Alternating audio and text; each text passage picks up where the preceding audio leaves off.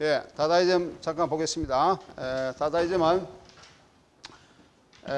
크게 세 가지가 있죠. 파리 다다이즘, 찌리히 다다이즘, 베를린 다다이즘 그렇게 나뉩니다. 그래서 다다이즘 영상문화는 시네포임, 시네포임의 형식으로서 보통 많이 나타나죠. 파블릭 피카소, 막스 야콥, 루이 아라공, 폴 엘루아르, 앙드레 브레통 이런 사람들 전부 다 왜 뒤에 이런 사람은 화가들이죠. 화가들이고 문인들입니다. 이런 사람의 문학적 역량이 많이 이제 크게 나타나고 있습니다. 그래서 파리 다다이즘은 파리의 역량, 그러니까 파리의 프랑스죠. 프랑스의 그 파리를 중심으로 나타나는 것이고, 찌리히는 스위스 다다이즘이고, 그다음에 베를린 독일 다다이즘. 그래서 이 다다이즘은 프랑스, 스위스, 독일 이러한 중심으로서 이렇게 전개되고 있습니다.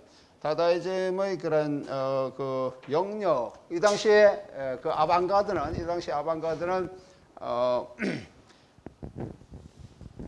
어느 한 나라가 특정적이라기보다는 물론 특정적인 나라로 중심으로 나타나는 것도 있습니다. 예를 들어서 그 구성주의 같은 건 컨스트럭티비즘 이런 것은 러시아를 중심으로 보통 많이 일어났죠. 그래서 구성주의는 러시아의 그런 중심적인 그런 하나의 예술 사조로 나타났고, 특히 이게 문학이나 언어의 영향을 또 많이 끼치게 돼서 이른바 우리가 구조주의, 러시아 구조주의라는 그런 하나의 예술적인 그런 사조로도 나타나게 됩니다.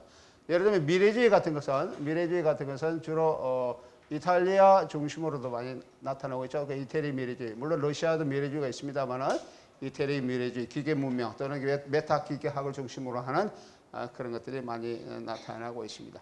이 다다이즘 자체는 상당히 가격하죠. 가격해서 하나의 그 예술의 혁명을 이렇게 이루려고 많이 시도하고 있고, 다다이즘은 이 또 하나의 예술적 특징은 다다이즘은 콜라주 형식이 굉장히 많이 나타납니다. 콜라주 형식이 많이 나타나고 있고, 예술의 그런 복합성, 특히 회화를 중심으로 하고는 예술의 복합성 이런 것이 이제 많이 나타나게 됩니다. 그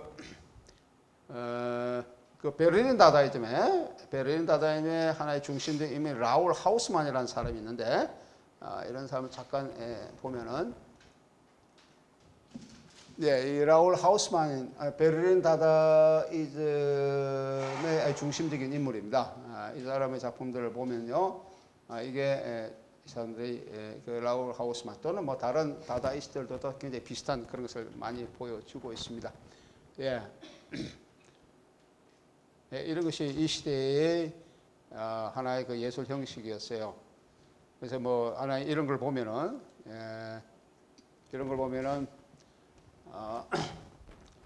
좀 크기가 작죠. 좀 크게 할 수 있나 이거? 크기가 안 되네요.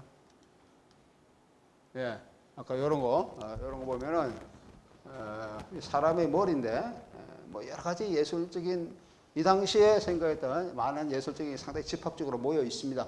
그래서 이런 건 사람 머리에 여러 가지 기계 장치들이 많이 이렇게 이식된 것처럼, 트랜스포테이션 이식된 것처럼 이렇게 많이 그리고 있죠.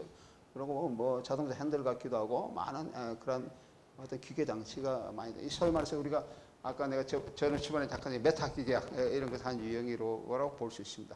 그 사람의 능력을 기계적 수단을 통해서 최대한으로 생리학적인 또는 정신학적인 이런 최대한으로 확장시키려고 하는 노력, 이런 것이 다다이즘 작품 속에 뭐 이런 것도 마찬가지죠. 이런 것들은 왜 요거 뭐 이런 작품들을 보면은 이거는 콜라주 작품이죠. 콜라주 있죠. 다다이즘 콜라주로 라울 하우스만 콜라주로 되어 있는데, 이런 것들은 한 작품 속에 근데 뭐 회화적 작품인데 이거는 뭐 문자적인 요소들이 굉장히 많이 이렇게 들어와 있습니다.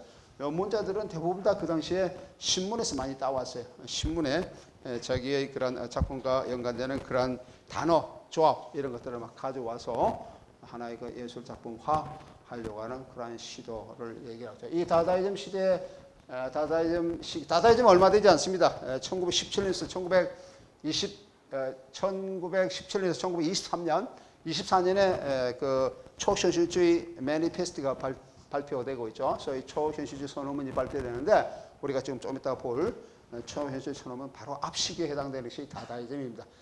실제로 행동했던 이 사람들이 예술적으로 활동했던 그런 시간적 기간은 한 7년밖에 되지 않아요. 7년밖에 되지 않지만 그 미친 영향은 굉장히 큽니다. 예술적으로 미친 영향은 굉장히 크고 그만큼 혁명적이었다. 이 사람 실제로 혁명적인 예술 활동을 하려고 그렇게 했어요. 그 삶 자체가 예술이고 예술이 삶이 되는 예술과 삶의 동일시를 추구했던 그런 사람들이 다다이스트. 이 당시에 특징에서 콜라주 같은 것이 예술적으로 굉장히 많이 이제 나타나게 됐고 우리가 지금 이 시간에 보여야 될 상호 매치성의 관점에서 굉장히 많은 두각을 보여주고 있고요. 아까 얘기했던 메타기계학 측면에서 마찬가지고 또 다른 하나의 두각적인 것은 이 활자학이라고 활자학, 타이포그래피라고 하는 활자학, 활자를 통해서 어떤 예술적인 의미를 드러내려고 하는 시도, 이런 시도가 특히 다다이즘에서 굉장히 많이 나타나게 됩니다. 예.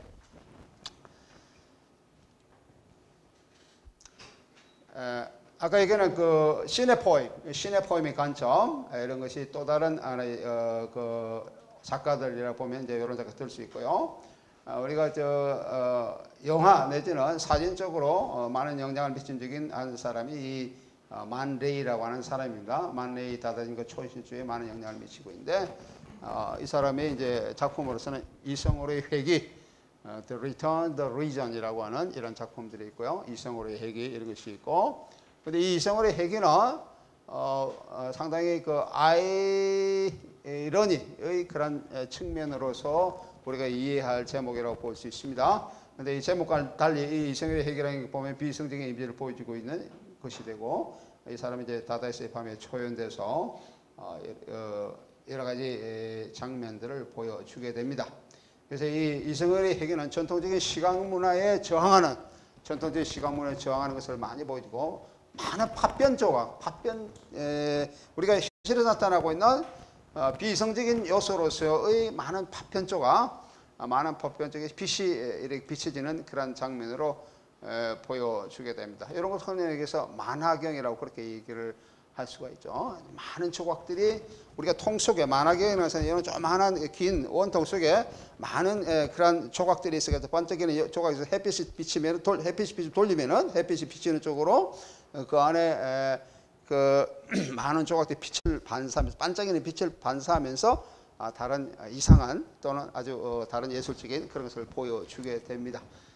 우리가 베르구성, 앙리 베르구성 내가 얘기할 때 현실의 지각이 영화에서 많은 것을 얻을 수 있다. 이 만화경제 요소가 우리의 지각 요소로서 크게 작동한다.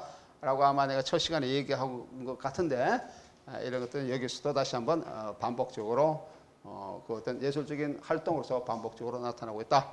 라고 얘기를 할 수가 있습니다. 어두운 밤의 배경 속에 빛이 차단되고 이거는 전혀 다른 이미지 형식들이 이렇게 드러나는 그런 것을 보여주고 있습니다. 예. 그리고 뭐 우리가 마지막 이 부분에 이거 굉장히 짧은 영화예요. 얼마 길지도 않습니다. 머리 위에 있는 여성의 그 토로스라는 것은 이 흉상을 토로스라고 그러죠. 예, 토로스와 위험이라고 하는 글자편의 시계 테이프들이 보여주고 그 질서 이미지인 시계에 대한 공격. 시계 이미지를 굉장히 규칙적이잖아요, 그죠? 우리가 시계 이미지 다시 말하면 어떤 시간성, 역사성도 보여주고 있는데 이것에 대한 공격, 예술적인 공격 이것을 나타내고 있고 이것이 바로 우리가 살고 있는 하나의 위기다. 삶에 대한 위기, 의식에 대한 위기, 언어에 대한 위기, 실존에 대한 위기다. 라고 하는 것을 드러내는 것이 이 만레이의 작품이라고 얘기를 할 수가 있습니다. 예, 짧게 한번 볼까요? 이성으로의 회귀, The Return to Reason. 네, 여기에서 만레이의 이성으로의 회귀. 이성으로의 회귀 같나요? 상당히 비이성적이죠. 비이성적이고 추상적이고 어떤 기하학적인 요소들이 도형들이 굉장히 많이 나타나고 중요한 것은 카라이도스코프라고 하는 그 만화경적인 요소, 카라이도스코프나 만화경 요소들이 많이 등장한다고 하는 그런 사실입니다. 예, 또 하나는 이 레이어 필름을 이것도 여러분들이 자료를 가지고 있죠. 있습니까? 예, 레이어 필름 이런 것들도 이 만레이의 그런 하나의 그 흔적이라고 얘기할 수 있습니다. 그래서 레이어 필름에서는 물체 위에 필름에 어떤 물체를 올려놓은 다음 노출시키면서 영상 위에도 다른 어떤 관점에서 이미지를 드러내는 이러한 기법이 여기 나오는 레이어 필름이 되겠습니다.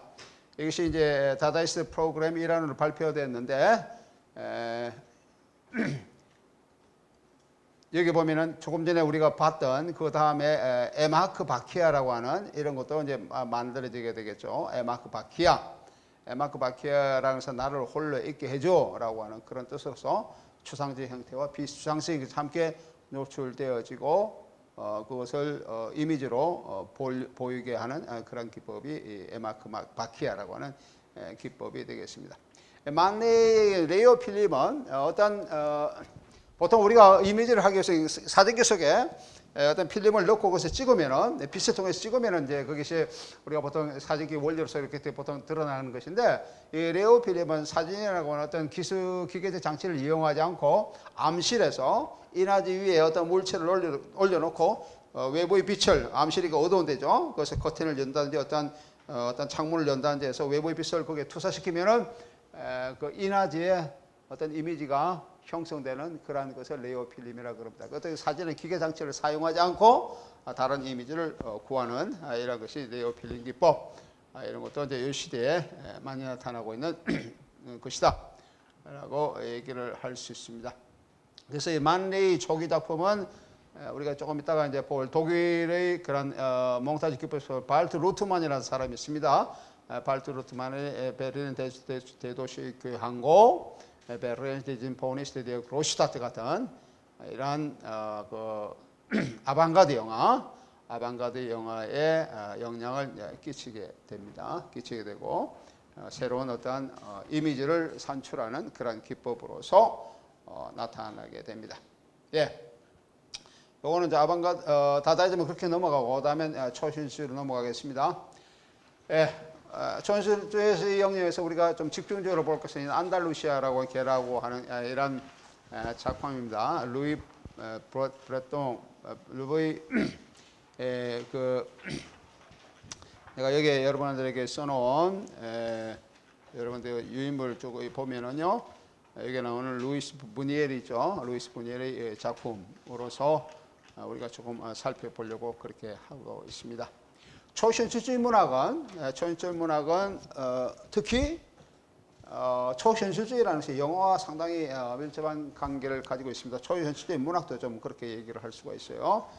초현실주의들은 영화에 상당히 많은 관심을 보이고 있어요. 다른 아방가드 사주의 아방가드의 한 예술 사주에 비해서 초현실주의가 특히 영화에 많은 관심을 보이고 있습니다. 그것은 뒤에 좀 설명을 하겠습니다. 1924년에 프랑스 시인 앙드레 브레똥이라고 하는 사람이 초현실주의 선언문을 발표하게 됩니다. 마니페스트 디 슈어레알리즘이라고 하는 그런 마니페스트 선언문을 하게 되는데 이 사전은 미술, 연극 등 많은 인접한 예술 장르에 영향을 끼쳐서 독자적인 그런 형식을 탄생시키게 됩니다. 영화의 시도 역시 마찬가지죠. 초현실주의자들은 새로운 예술이 자기들이 그 미학적 이상을 실현하는데 가장 적합하다 그래 생각을 했어요. 특히 무성영화, 특히 초현실주의자들은 무성영화, 뭐 그 당시에 대부분 다 무성영화이지만은 무성영화에 굉장히 자기들의 관심을 그렇게 보이게 됩니다. 초현실주의는 우리가 그 슈어 리얼리즘입니다. 슈어라고 하는 의미는 무엇을 넘어 있다는 것이죠. 슈어. 그래서 여기 나오는 뭐 오버 또는 뭐 슈퍼 이런 의미고 우리가 리얼리즘을 현실주의를 얘기할 때는 또는 사실주의를 얘기할 때는 여러 가지 앞에 접두가 붙기도 합니다. 뭐 초현실주의라든지 뭐 하이퍼 리얼리즘이라든지 뭐 예를 들면은 뭐랄까 퓨어 리얼리즘이라든지 네오 리얼리즘이라든지 여러 가지의 그런 접두가 붙게 되죠. 또는 문학적 리얼리즘이라는 표현을 쓰기도 하고 사회주의 국가에서는 사회주의적 리얼리즘이라는 표현을 쓰기도 하고 여러 가지 용어를 이제 사용하고 있는데 여기서는 현실을 넘어 순수한 현실, 그러니까 현실을 넘어 순수한 정신의 자동성, 이제 좀 전에 얘기했던 그 자동 기술법이라고 할까요? 또는 잠재의식을 그 이미지 표층으로 떠오르게 하는 그런 기법. 이것도 특히 자동 연상 작용으로 인해서 나타나게 하는 기법. 이런 것이 초현실주의 그런 기법이라고 얘기를 할 수가 있습니다. 여기서는 초현실 문학에서는 논리적인 그런 사고, 논리적인 사고가 전혀 고려가 되지 않죠. 우리가 앞에 조금 전에 봤던 만레의 이승의 호소, 또 이승의 회기, 또 Return to Reason이라고 하는 거기도 역시 마찬가지로 논리적 사고는 거의 대상이 되고 고려 대상이 되고 있지 않죠. 흔히 그 아방가르드 문학에서 대부분 다 그런 현상이 나타나고 있습니다만은 특히 그 다다이즘이라든지 초신주에서는 그런 게 상당히 강하게 나타나게 됩니다. 예. 그 다음에 연상이라고 그랬는데 어떤 것은 연관성을 얘기하는데 연관성의 얘기도 자유연상에 나타나는 것이지 우리가 의미론적으로 현실에서 의미론적인 연상은 이것도 역시 그렇게 고려되지도 않습니다. 무의식적으로 이어지고 있는 이미지의 연결 또는 이미지의 연관작용 이런 것들이 초현실에 상당히 많이 나타나고 있죠. 그리고 초현실에 나타나고 있는 그 기술 방법이라 그럴까요? 묘사 방법 이런 것들이 상당히 다른 예술보다는 조금은 빠르게 진행되는 그런 특징을 지니고 있습니다. 그래서 이 초현실 작품의 평가는 어떤 기교, 예술적 기교, 뭐 문학적 기교, 회화면 회화적 예술적 기교, 어떤 영화면 영화 예술적 기교 이런 것보다는 무의식의 그런 무의식의 흐름에 의존한다라고 얘기를 할 수 있어요. 그다음에 또 중요한 것은 영감이다. 영감, 인스피레이션을 얘기하죠. 인스피레이션은 영감이다. 그리고 이것은 작가 개인의 어떤 내적인 영역에서 나타나고 있는 그러한 것을 보통 많이 얘기를 한다라고 얘기를 할 수가 있습니다. 우리가 예술사에서 누가 예술가는 어떤 사람이 될 수 있느냐? 또는 예술작품은 어떻게 탄생하느냐라고 하는 그런 논란은 뭐 굉장히 많이 있습니다. 예술에서. 그래서 이른바 어떤 천재냐, 예술가는 천재냐, 천재가 예술가가 되어야 하느냐 또는 될 수가 있느냐, 천재 아닌 사람은 될 수가 없느냐, 뭐 이런 논의죠. 예를 들면 17세기, 18세기에 나타나고 있는 천재 미학 논의, 제니 에스테틱이라고 하는 천재 미학 논의는 바로 그것을 보여주고 있습니다. 또는 또 다른 하나의 그 논의에서는 19세기, 20세기에서 많이 나타나는 논의에서는 예술가는 천재가 아니고 다시 말해 어떤 예술 사조, 주의를 이끄는 것은 천재에 의해서 나타나는 것이 아니고 그것에 노력하는 그런 많은 집단들에 의해서 나타난다라고 하는 것을 보여주는 것이 이 아방가드 예술 형식이라고도 볼 수가 있어요. 아방가드 예술에서는 어떤 집단성이 상당히 강하게 나타나고 있죠. 물론 유능한 그 천재는 아니더라도 그게 유능한 어떤 예술적 재능을 있는 사람이 이끄는 것은 뭐 그것을 부인할 수는 없습니다만은 그런 예술적 재능 있는 사람이 어떤 한 사람이 아니라 집단적으로 이렇게 나타나게 되는데 그 중에서 역시 이 인스피레이션이라는 것은 이 다른 예술 형식, 예술 사조와는 조금 다르게 이 초현실주의에서는 무의식의 흐름의 자동 연관성을 강조를 한다는 의미에서 영감이라고 하는 요소가 마치 천재미학에서 중요시되었던 영감이라고 하는 요소가 여기서 상당히 강조가 되고 있습니다.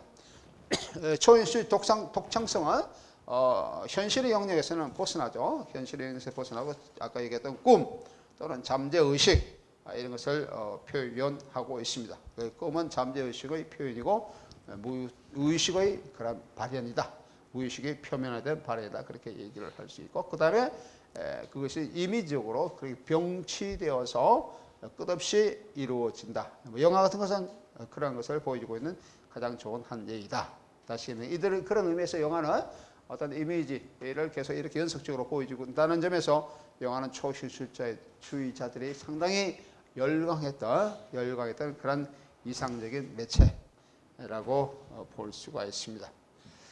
장르적인 측면에서는 초현실주의자들이 좋아했던 또는 이 사람들이 상당히 열광했던 또는 많은 애착을 보였던 장르를 본다 그러면은 뭐 공포 영화, 호러 필름, 그다음에 러브 필름, 애정 영화, 코미디 이런 것들이 굉장히 이런 세 가지 유형을 들 수가 있습니다.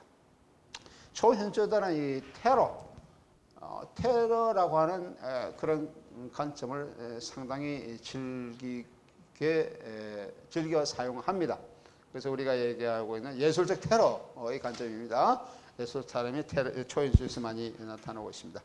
그래서 어떻게 보면 공포 이렇게 나타나고 있고 거기에 대한 어떤 위안과 서스펜스 이런 것을 보여주고 있죠.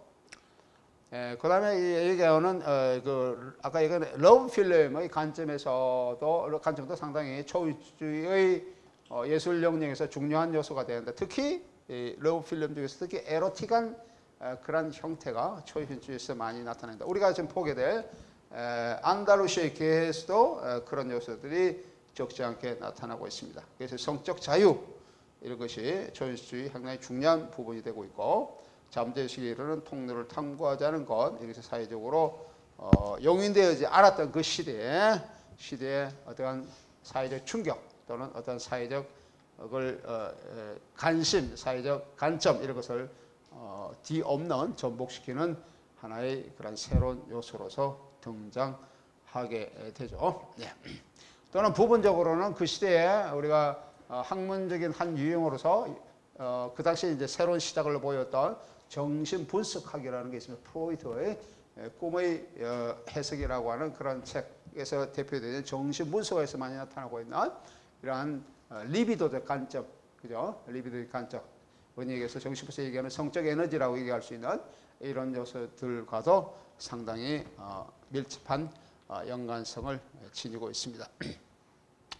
아까 코미디 영화를 이렇게 상당히 즐긴다고 그렇게 얘기했는데 그런 점에서 찰리 채플린 이런서 상당히 초현실을 높게 평가를 하고 있습니다.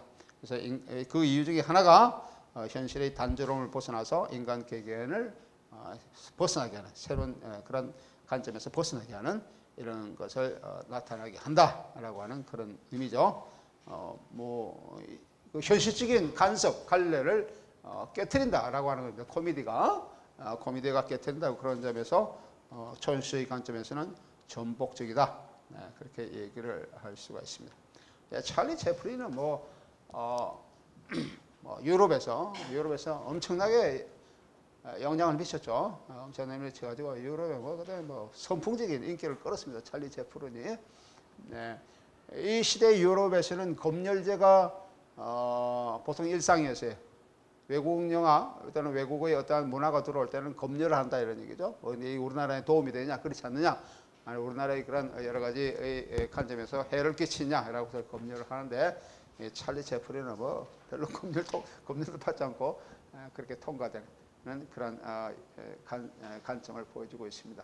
그 위에는 다른 상당히 검열을 하고 있죠. 그 당시에 그 러시아의 영화나 예술 이런 것들은 상당히 많은 검열을 받았습니다. 왜냐하면 그것을 볼셰비키즘이라고 레닌 공산주의의 그런 것에서 나타나고 있는 산물이기 때문에 이쪽에 그 유럽 아직 그 당시에 많이 공산화되기 이전의 유럽에서는 이른바 동독 이런 거죠. 동유럽 이런 거죠. 동유럽 이런 관점을 빼고 서독이라든지 다른 상당히 많은 검열을 하고 상당히 많이 제한을 받았습니다. 그에 반해서 찰리 채플린은 상당히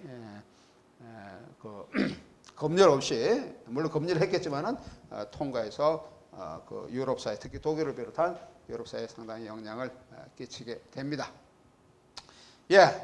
영화가 특히 초현실에게 매력적으로 다가온 것은 꿈과 환상의 형체로 존재하는 잠재 현상이라든지 유연성, 자발성 이런 것들을 잘 보여주고 있기 때문에 그렇다 이런 뜻이죠. 또 하나는 시간과 공간을 이렇게 자유자재로 이렇게 만들 수 있고 왜곡시킬 수 있고 그것을 창출할 수 있다. 또는 마술적 환상적 요소가 있다. 이런 기타 등등 이런 점에서 영화는 초현실주의에서 상당히 각광받는 그런 예술 형식이었습니다. 초현실주의는 영화에서 특히 세 가지 요건을 많이 이제 얘기를 하고 있는 게 초현실에 대한 각성을 일으키게 되고 그 다음에 현실의 확장으로서의 초현실이라고 하는 영역, 혁명적인 요소죠. 이른바 예술의 혁명 이런 것들도 상당히 중요한 요소로서 이렇게 간주되게 되고요. 그다음에 이제 잠재의식으로부터 사고가 이렇게 확장되어지고 있는 확장성, 자동 연상을 통한 자동 기술의 확장성 이런 것들이 초현실주의 영화에서 중요한 요소로 이렇게 자리 잡게 됩니다.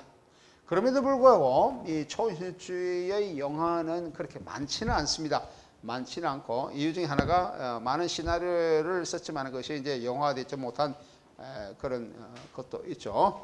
그리고 우리가 일반적으로 초현실주의 영화의 하나의 대표적인 작품으로 든다 그러면은 우리가 지금 곧 보게 될 그 스페인 출신의 루이스 부니엘 같은 사람이라고 얘기를 할 수가 있습니다.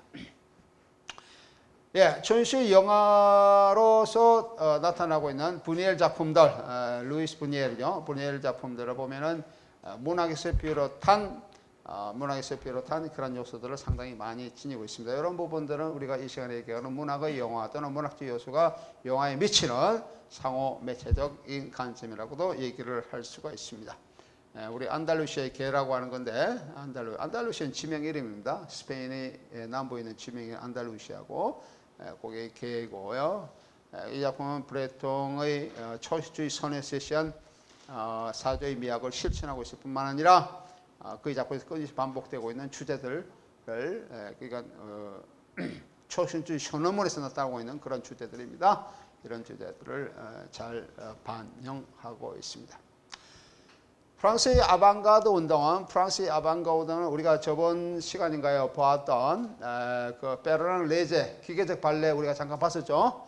기계적 발레가 1924년도인데 마침 이것이 이 기계적 발레가 나타나는 해가 초현실주의 선언문이 발표된 해와도 우연적으로 일치합니다. 그래서 이런 것들이 특히 그런 의미에서 베르난 레제의 기계적 발레 이런 것들이 굉장히 높게 이 시대에 굉장히 높게 평가를 받고 있었고요. 전체적인 그런 가치관 파괴 또는 그런 전체적 가치관의 그런 경계를 넘어서려고 하는 그런 시도에서 나타났다라고 할 수가 있습니다. 예, 이 당시 또 이 시기에 나타났던 한 하나의 유형이 미래파 같은 것들인데 초현실주의 이외에도 이 미래파는 새로 탄생한 기계적 세계에 새로운 예술의 음악적 조형적 토대를 이렇게 찾고자 시도를 했고요. 그 다음 다다이즘 우리가 조금 전에 다다이즘은 제1차 세계대전이 발발한 1914년부터 23년에서 무정부적인 해방을 추구했다고 얘기를 할 수 있고 무정 해방을 추구하면서 부조리 우리가 살고 있는 현실을 부조리해서 파괴하려고 하는 시도를 했다. 다다이즘이 그렇게 얘기를 할 수 있습니다. 그렇다면 이 초현실주의는 이 파괴의 강적인 정렬, 이 파괴에 나타나고 있는 그런 열정을 꿈과 무의식 또는 도덕 및 사회적 구조에서 해방된 사랑, 폭동의 의지 뭐 이런 것을 추구하려고 했다라고 하는 것이죠. 이 사랑의 모티브, 사랑은 불어로 아모르라 그럽니다. 아모르. 아까 얘기하는 러브 필름. 사랑에 관한 영화들이 상당히 초현실주의에 굉장히 높게 평가했다고 그렇게 얘기했고 이것이 이제 무의식적인 그런 발현으로서 성적인 자유 내지는 성적인 에너지를 예술적으로 표출하려고 하는 시도라고 얘기하는데 이 시대의 하나의 뭐랄까 토포스라고 얘기할까요? 사랑에 보통 사랑이 아니고 광란의 사랑 또는 미친 사랑, 아모르 푸 불어라면 아모르 푸라고 하는 미친 사랑, 푸는 FOU를 얘기합니다. 이런 미친 사랑의 토포스 내지는 모티브가 이 초현실주의의 영화에서는 굉장히 강하게 드러납니다. 루이 부년의 작품 중에 황금시대라고 하는 영화가 있습니다. 황금시대인데 이 영화의 부제가 미친 사랑이라고 하는 그런 부제가 붙어 있을 정도로 미친 사랑의 토포스는 초현실주의 영화에서 상당히 중요한 역할을 합니다. 여기 조금 전에 얘기했던 그 안달루시아의 개와 여기 이제 루이 부년과 살바도르 달리의 두 사람의 그런 작품이고요. 아까 좀 황금시대 얘기했죠. 1931년 이런 것에서 또 초현실주의 영향을 볼 수가 있습니다. 특히 황금시대 같은 작품은 상당히 종교적으로도 많은 논란을 불러일으키죠. 특히 이 황금시대에는 캐톨릭에 대한 그 당시의 특히 프랑스에서 또는 스페인에서 아주 그 주도적인 사회 주도적인 그런 종교의 위치를 점하고 있는 캐톨릭에 대한 그 공격을 이 황금 시대에 하고 있습니다. 특히 교황이 처음에 나타났다가 다시 이제 그 해골만 남는 그런 모습으로 보여주면서 상당히 그 시대에 상당히 충격을 줬던 것이 황금 시대라고 하는 영화입니다. 주제는 상당히 단순합니다. 다음에 안달루시 개, 뭐 황금 시대 비슷한데요. 주제는 한 청년이 한 여인을 찾아 헤매는 과정을 그리고 있습니다. 한 청년이 한 여인을 찾아서 헤매는 과정을 그리고 있습니다. 이게 무의식적인 과정, 뭐 사랑의 과정이라고 그럴 수도 있고 어떤 무의식적인 어떤 이미지 과정이라고 그럴 수 있는데 그런 것을 보여주고 있는 그런 것을 나타내고 있고요. 꿈이 의식과 분리돼서 추억과 기호로 나타나게 되면서 이것이 이제 영화를 통해서 기호로서 등장하게 하는 드러나게 하는 그런 것을 우리가 볼 수가 있습니다.